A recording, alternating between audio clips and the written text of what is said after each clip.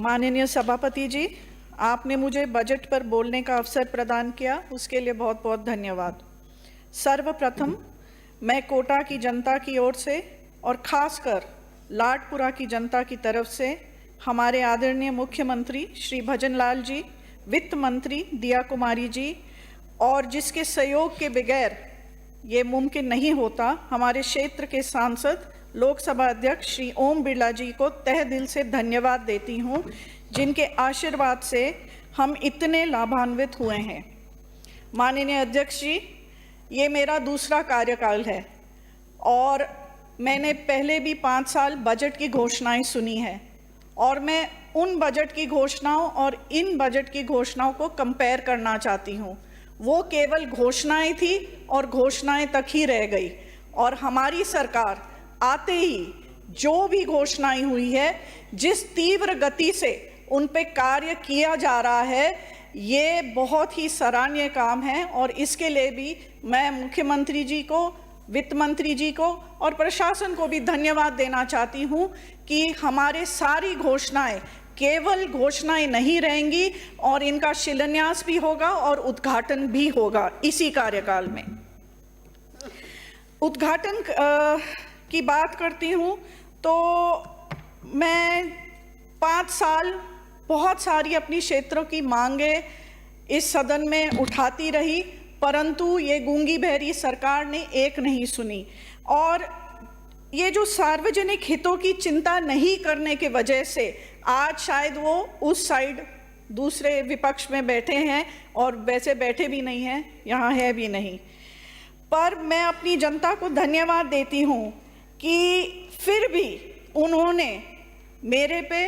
और भारतीय जनता पार्टी की सरकार पे भरोसा जताया और मुझे दोबारा एक अवसर दिया कि मैं उनके सपनों को, उनकी उम्मीदों पे खरी उतरूं और उनके सभी जो भी समस्या हैं, मांगे हैं, उनको पूरा कर सकूं। मैं आपके माध्यम से अपने क्षेत्र की जनता को कहना चाहती हूं, विकास की धारा अब बहने लगी, हर आशियाना में रोशनी आने लगी। कोटा की धरती फिर मुस्काई है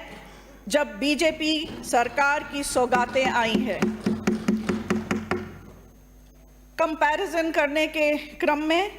पट्टे की बात, बहुत हल्ला मचा था कि पट्टे जारी हो रहे हैं और इतने हजार पट्टे दिए जा रहे हैं। मैं बहुत दुख से कहना चाहती हूं कि लाडपुरा विधानसभा क्षेत्र को बहुत ही द्वेषतापूर्वक वहां देखा गया और वहां इतने सारी कॉलोनियां अभी भी पट्टे से वंचित हैं। मैं मेरे क्षेत्र में कृषि भूमि में कई वर्षों से बसी कॉलोनियों में मूलभूत सुविधाओं से वंचित रह रहे हैं क्योंकि उनको अभी तक पट्टे नहीं मिले हैं। मैं हमारी सरकार को ये धन्यवाद देना चाहती हूँ कि उन्होंने शहरी क्षेत्र की समस्या को समझते हुए आते ही जो अमृत 2 की योजना है, जो 2 साल से लगातार प्रयास करने के बावजूद यहाँ डीपीआर की स्वीकृति हमें नहीं मिली। बार बार फाइल यहाँ जयपुर आती थी और कोई सुनवाई नहीं होती थी। ऐसा भी कि मेरे क्षेत्र के लगभग 30,000 जनसंख्या की आबादी को इस डीपीआर में जोड़ा भी नहीं, परंतु इसके लिए मैं हमारे मंत्री कन्हैया लाल जी को भी धन्यवाद देना चाहती हूँ, जिन्होंने कहा कि बगैर सभी को सम्मिलित करे बगैर ये कोई डीपीआर नहीं तैयार होगी और आते ही उनको सम्मिलित करते हुए उस क्षेत्र को, मेरे सोगरिया पूनम कॉलोनी क्षेत्र को इसमें जोड़ते हुए नई डीपीआर बना के अमृत 2 योजना का कार्य अब जल्द से जल्द शुरू होने जा रहा है। उसके लिए मैं उनको और हमारे मुख्यमंत्री जी को बहुत बहुत धन्यवाद देती हूँ। इसी तक नहीं, हमारे संवेदनशील मुख्यमंत्री जी ने मुख्यमंत्री जल जीवन मिशन शहरी योजना से शहर में उपलब्ध कराने के लिए जो पानी का काम को जो आरंभ करने जा रहे हैं, ये भी बहुत ही सराहनीय कार्य है। शिक्षा की कंपैरिजन करें तो बहुत बड़े शब्दों में उन्होंने राजकीय महात्मा गांधी अंग्रेजी माध्यम विद्यालय खोले जाने की घोषणा करी और उससे क्या हुआ, सर्वाधिक नामांकन वाले के जो बालिका उच्च माध्यमिक विद्यालय थे उनको चिन्हित करके उनको अंग्रेजी मीडियम का, अगर वो कोई नवीन भवन बनाते, कोई नया इंफ्रास्ट्रक्चर डालते तो हम मानते कि वहाँ उन्होंने कुछ काम करा है। पर मैं दुर्भाग्य ही बोलूंगी कि ऐसे काम करने से इतनी सारी बालिकाएं शिक्षा से वंचित रह गई है, जो कि मैं समझती हूं कि उन बच्चियों के खिलाफ ये अक्षम्य अपराध है। हमारी सरकार आते ही उन्होंने क्या किया, आज़ादी के बाद पहली बार हमारे क्षेत्र में, लाडपुरा विधानसभा क्षेत्र में एक महाविद्यालय खोलने जा रहे हैं और इसके साथ कैथून में एक कन्या महाविद्यालय भी खुलने जा रहा है।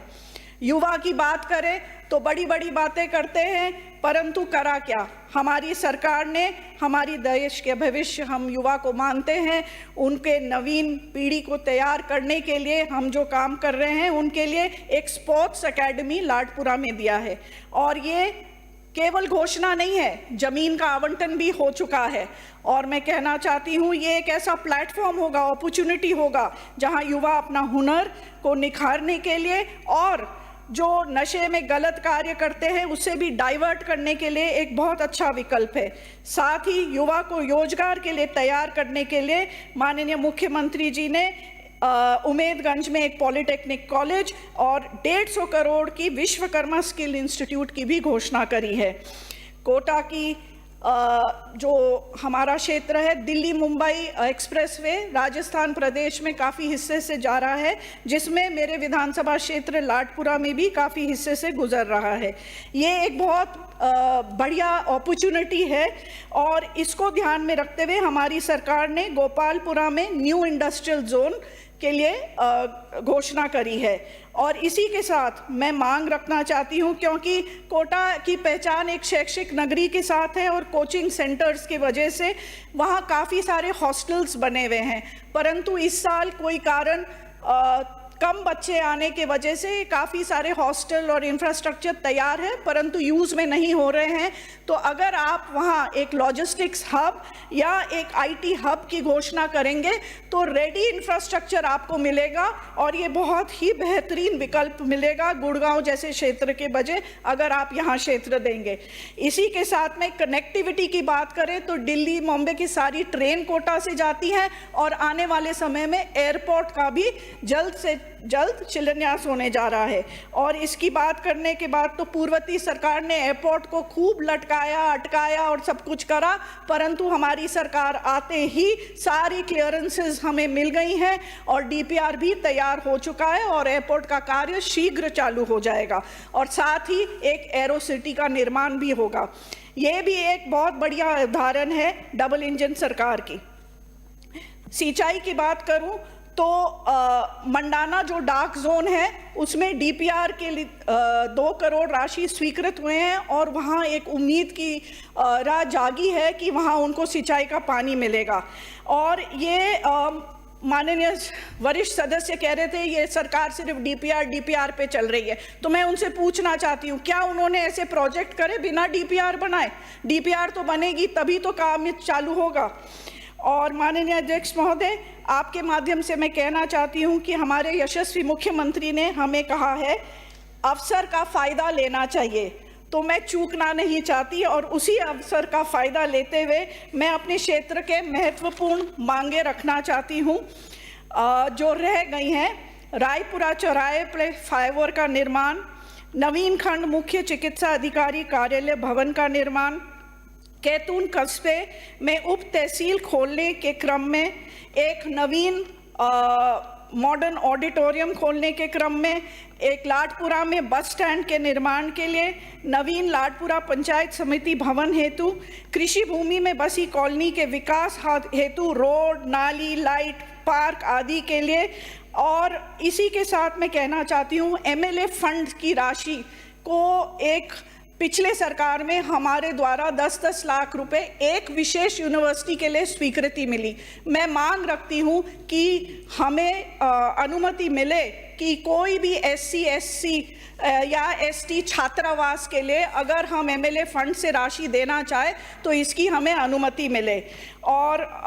विधायक जन सुनवाई केंद्र के लिए 10 लाख रुपए जो दिए हैं वो बहुत कम होगा, क्योंकि ये एक हमेशा के लिए एक ऐसा भवन बनने जा रहा है। तो ये राशि बढ़ाई जाए और सरकार की ओर से जो राशि और डाल सकते हैं तो लगभग एक अच्छा भवन बन जाएगा, जो बहुत ही अच्छा होगा आने में। मैं अंत में ये कहना चाहती हूँ कि अब कोटा की उड़ान होगी ऊंची, अब सपनों को पंख मिलेंगे, नई राहों पे चलने के लिए अवसर अनगिनत मिलेंगे। अध्यक्ष महोदय, सभापति महोदय, आपने मुझे बोलने का अवसर दिया, उसके लिए बहुत बहुत धन्यवाद। जय हिंद, जय भारत।